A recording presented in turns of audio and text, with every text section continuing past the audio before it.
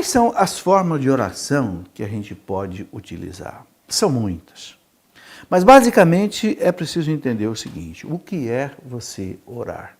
São Paulo diz: orai sem cessar. Será possível orar sem cessar durante o dia, eu trabalhando? Não é? Sim, porque orar é você estar em comunhão com Deus. Santo Agostinho dizia assim: querer orar já é orar. O desejo de orar, ou seja, o desejo de conversar com Deus, já é orar. Então existem muitas formas de oração. Eu gostaria de recomendar a você que lesse, por exemplo, a última parte do Catecismo da Igreja, que é todo sobre a oração. E aqui você tem um verdadeiro compêndio sobre a oração, né, explicando todos os tipos de oração, a oração mental, a oração de contemplação, a oração vocal. Né? Nós temos muitos tipos de oração e cada pessoa gosta mais de um tipo, dependendo do perfil psicológico da pessoa. Né? Então tem gente, por exemplo, que gosta muito de rezar o rosário, né, de Nossa Senhora, o terço, contemplando cada um dos mistérios. É muito bonito.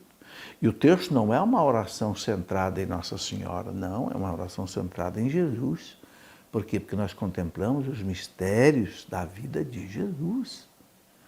Você repara que no centro da Ave Maria, qual é a palavra que está ali? Jesus. Não é? Bendito o fruto do vosso ventre, Jesus. É como se a Ave Maria girasse em torno da palavra Jesus. Como fosse ali uma dobradiça. Né? Então, é uma forma de rezar. Outra forma de rezar, por exemplo, é você pegar a Bíblia, um trecho do Evangelho, um trecho dos Salmos, e você meditar. Deixar Deus falar com você. Né? Você escuta Deus falar e você responde a Deus. Né? Agora, é muito importante o seguinte: antes de começar a rezar, invoque o Espírito Santo. Porque é o Espírito Santo o mestre da oração, ou seja, é ele que conduz a nossa oração. São Paulo diz: nós não sabemos nem como orar, nem o que pedir, mas o Espírito Santo intercede por nós com gemidos inexprimíveis. Esses gemidos inexprimíveis, quer dizer, nós não entendemos como é que é, mas o Espírito Santo vai fazendo você ter um pensamento. Né? Um grande santo da igreja, São Pedro, Julião e Mar, diz assim, que só através do Espírito Santo a gente consegue ter pensamentos sobrenaturais. Sem o Espírito Santo a gente tem pensamentos naturais, pensamentos humanos, mas que não fazem a gente crescer. Mas quando a gente é conduzido pelo Espírito Santo na oração, aí você tem a inspiração. O que a gente chama de unção. Unção, ou seja, uma ação do Espírito Santo na nossa alma, nos ensinando a rezar. Então, qualquer que seja a forma de oração, a oração vocal que você faz em voz alta, por exemplo, eu tenho um livro de oração, né, que eu chamei de Orações de Todos os Tempos da Igreja. Esse livro eu coletei durante uns 5 anos as orações mais importantes que a Igreja guardou nesses 2000 anos, orações escritas pelos santos, pelos papas, pelos doutores, pelas santas da Igreja, pelos místicos, né? Todas as formas de ladainha, todas as formas, por exemplo, de adoração, contemplação, enfim, é um manual de oração que você também pode usar. O importante é o seguinte: querer rezar já é rezar. Né?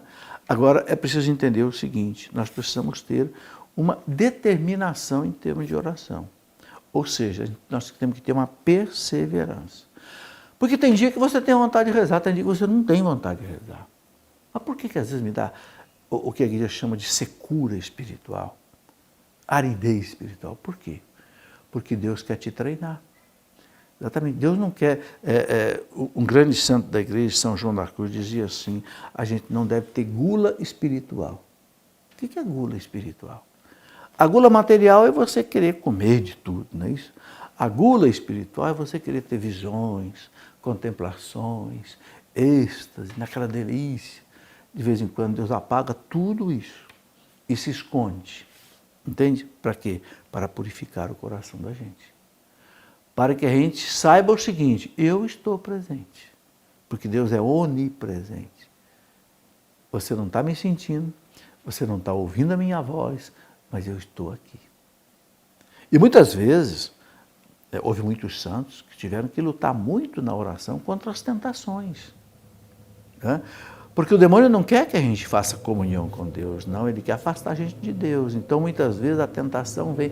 Que tipo de tentação? Distração, tentação de sexo, problemas que você está preocupado. Entende? Então, o que é importante? É uma luta, é uma batalha espiritual. Então, você tem que perseverar ali. Entende? Então, por exemplo, todo dia eu vou marcar, não sei, 15 minutos, meia hora da minha manhã para rezar.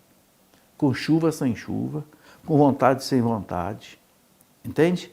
Animado ou não animado, eu vou ficar aqueles 15 minutos, aquela meia hora, conversando com Deus. Se eu não conseguir, se a minha cabeça estiver vazia, eu vou pegar um livro, Oração de Todos os Tempos da Igreja, e vou abrir aqui e vou pedir o auxílio dos santos para rezar com eles. Os santos são mestres da oração. E aí a gente começa então a se fortalecer na oração. E a partir daí a nossa vida começa a mudar, a vida espiritual começa a crescer.